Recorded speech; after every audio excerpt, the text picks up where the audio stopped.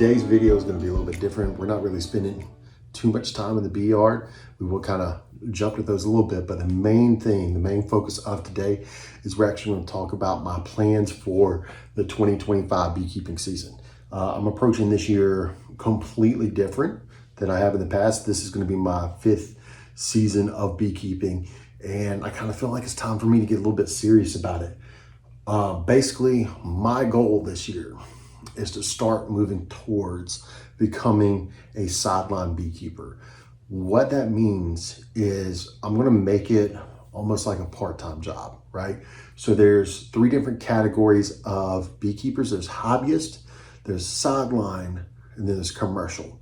And kind of in between sideline and commercial is where you'll see the people who are selling equipment and nukes, and they're doing all these big pollination services and all that kind of stuff. They're selling their honey in like the local grocery store and all that. I don't really have that aspiration, not yet anyway. I do want to make this a little bit more viable though. Beekeeping's been one of those things that's brought me a lot of joy, a lot of excitement. It's calming. It is just the best hobby I've ever gotten into. It's an expensive one. I'm not gonna lie about that. There's some challenges, but there's a lot of, rewards out of it as well.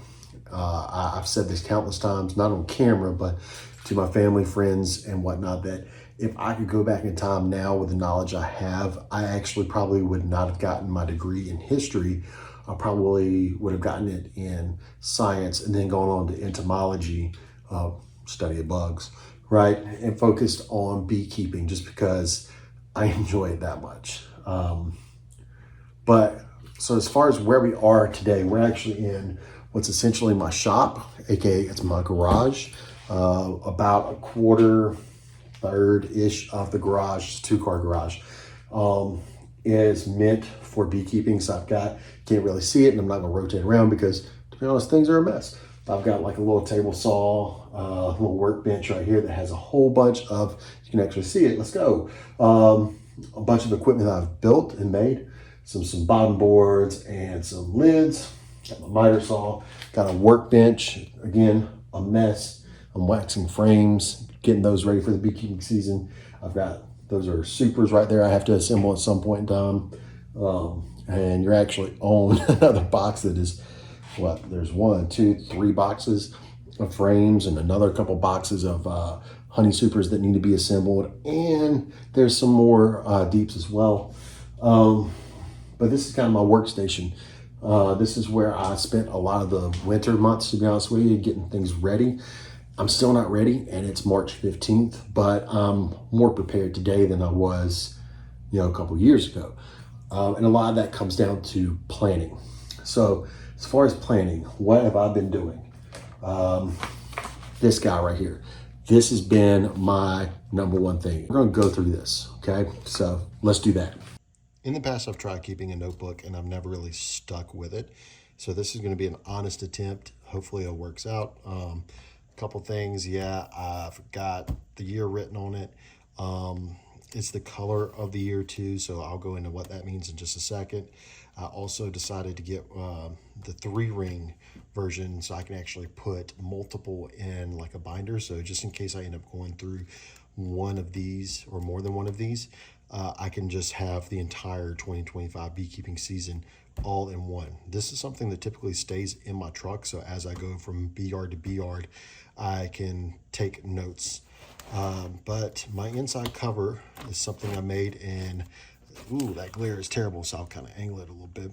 And I've already made one modification to it. I just haven't printed it out yet. It's just got some basic information on it that I am going to reference just throughout the year. So I've got my beekeeping life cycle over here, or my honeybee life cycle, and it goes through basically how long will a drone, a worker, or a queen be in the comb before they emerge. So it has that whole process. I am using bricks this year just to kind of give me a quick glance of what's going on in the hive. So with that, I have this. Next is, let's see if I can't angle this a little bit better for y'all. And for me, this is a little bee math calculations from Randy Oliver. And it just shows how long will it take based on the number of frames you have of bees and the amount of time left before the honey flow, like to get 10 frames of bees. So I'll link the article for that in the description so you can read that. I'm also using some, I'm writing on the lid this year, and I have my whole abbreviation for, well, what does what mean? I'm trying to shorthand it. And then, and I'm going to add to that probably is what I'm seeing. And then finally, the queen color code. Can I get it? All right, so the way to remember it is, will you raise good bees? And then white would be years ending in 1 or 6. Yellow, 2 or 7. Red is going to be 3 or 8. 4, excuse me, good is 4 and 9. And then B, wow, bees. Blue, we'll get there, is 5 and 0. So that's why we are blue this year, because it's 5 and 0 is blue. So that's the first part of it. And then from there, I'm just going through and taking notes. I like graph paper. I'm a nerd. I like to doodle. I like to color in stuff. And I also like to make graphs, which is kind of what I'm going to do. But I'm starting with all my goals this year. So goal number 1, 300 pounds of honey. I want to go into the winter with 15 strong hives. I want to sell 4 nukes. I want to start a monthly beekeeping calendar, which that is very much so in the works. And then I want to start beekeeping without gloves. That one's harder. I'm just having to get over anxiety with it. It's not really anxiety, but you know. And then from there, I'm going to track things like my swarms, amount harvested for honey and wax. Then I've kind of already broken down my hives and what they're going to be called and where they are and just the mite counts and so on and so forth. And that's going to be both sides. Bam, right there. And then I actually am going to do graphs of my mites so I can maybe see the overall like swing of high and low numbers and what hives and what yards, that kind of stuff at a glance. I like doing stuff at a glance. That's the whole, going back to the bricks, that's like I can do that in my truck just driving by. I don't have to get out. So if it's like an inclement weather day, but I know good weather's coming, I can swing by and just like, okay, this hive needs this or that. From here, I have a monthly kind of checklist of what all I would like to do this year. Not all inclusive, but it's my best I could come up with right now. I'll move my hand out just in case you want to take a little closer look at that. But for March, which is what we're in right now, I'm looking at doing splits, mite checks, weekly inspections, and then of course, if I do any splits, I need to make sure I feed them. But this is also kind of going into my calendar that I'm making. And then things to think about. So what's my summer hive configuration going to look like? What about my winter? And then I'm going to go ahead and like think about things to sell and prices and whatnot. So from there, and this is where my handwriting really gets bad, and I switch to I don't know why, I guess I had just a blue ink pen. So it gets hard to read between the blue lines and the actual ink. And just a breakdown of what all I've seen with the date. This line just means there's a month break. And I'm not like writing a novel. It's just a quick 1 to 2 line blurb about whatever I saw. Excuse me. And a lot of that is coming from my hive notes that I'm actually writing on the lid. So that. You also might see me out here. This is actually where I brought my bees to after I moved from my house that had the original bee yard. And sorry for the terrible camera work. I don't have a tripod, but the green hive right here is actually the only hive that came from there. At the time, it was actually the blue hive, if you kind of think back. But coming out of, let me get my math right, okay? Coming out of 2021, I had, I believe, about 5 or 6 hives. Going into winter of 2022, I had 13 hives. Coming out of the winter of 2022, I only had 1 hive. Beginning of 2022, I had the fire roll through, And then in January of 2023, we actually had somebody come in and vandalize our hives. With the whole like me going into winter with 13 and coming out of 1, that was 100% my fault. I did not treat for mites like I should have, and I did not feed like I should have. We moved from that house to bringing the bees out here. I had a white dot queen, which meant that she was from 2021. She moved out here in the beginning of 2023. Okay, so that's a pretty good run for a queen, about 2 years. The queen that's currently in the green hive is a red dot queen, which means she's from 2023, and it is currently 2025. So that is lineage directly from my original bee yard. The cool thing that happened when the red dot queen took over, she was actually living in the hive with the white dot queen. There wasn't like any fighting or anything like that. It was almost like the white dot queen was teaching the red dot queen how things work. Now, one of the questions you might have is, why are there so many boxes on these hives? And I've got a great answer for you. The answer is, I need some comb. A lot of my comb actually got destroyed by wax moths, so I had to start fresh. But basically all I did is in the deep boxes, so the green and yellow.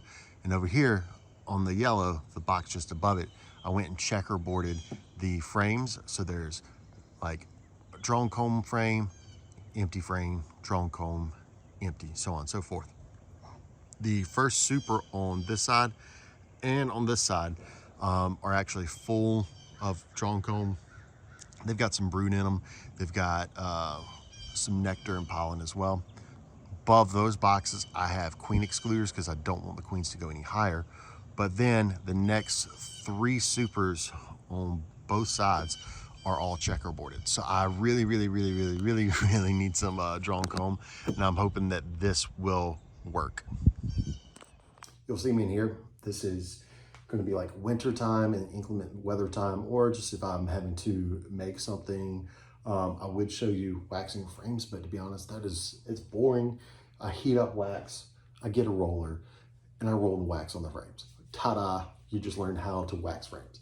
But that's just, I do that to actually kind of attract the bees to the frame and give them a little bit of encouragement by giving them that like wax smell.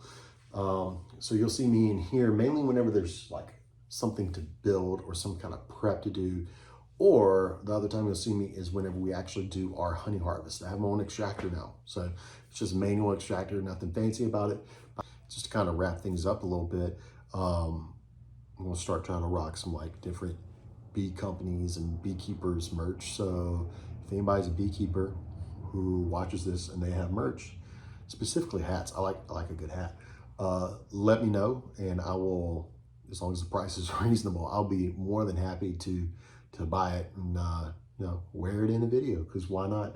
Got 2 coming in on Monday, and I'm really excited about it because it's 2 beekeepers that I watch on the regular. Got a hat coming from Bob Benny at Blue Ridge Honey Company in Lakemont, Georgia. And then I've got Duck River Honey, Nathan, that's in Tennessee, on the Duck River. See, that's how he got the name, Duck River Honey. Yeah, you guys got it. Trying to see if Cayman Reynolds has any merch. That'd be kind of cool. I'm gonna like link all those guys.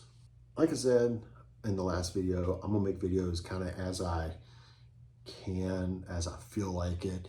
There's not a set schedule. Bob Benny's a madman. He does these things every week. Cayman Reynolds, madman, just does multiple throughout the week. I have no clue how either one of them does that, because editing is a slow process. And if you want to support me, if you want to join, if you want to, you know, find my Instagram, or you want to subscribe here, great, fantastic. Do you, boo-boo, do you. It does not matter to me. I'm just going to make these kind of as I can. The theme for this year, though, is going to be education, I think. Yeah, you're going to see me out in the bee yard. We're going to be doing stuff, but it's not going to be like, oh, let me deep dive into this hive for the entire year. No, as things come up, as I start coming up with these different ideas or seeing new techniques or just techniques I think people should know, I will make a video about that. It might be some boring stuff. At the end of the year, I might go through like the finances of beekeeping and just show how much money I actually spent. It's going to be a lot. And then also how much I made off of beekeeping. Hopefully also a lot, but appreciate the support on the last video. It is now my highest viewed video. So maybe this one will break that. That'd be cool. And if not, whatever, it's fine. But yeah, until next time, I appreciate you guys and just take care of yourself. See ya.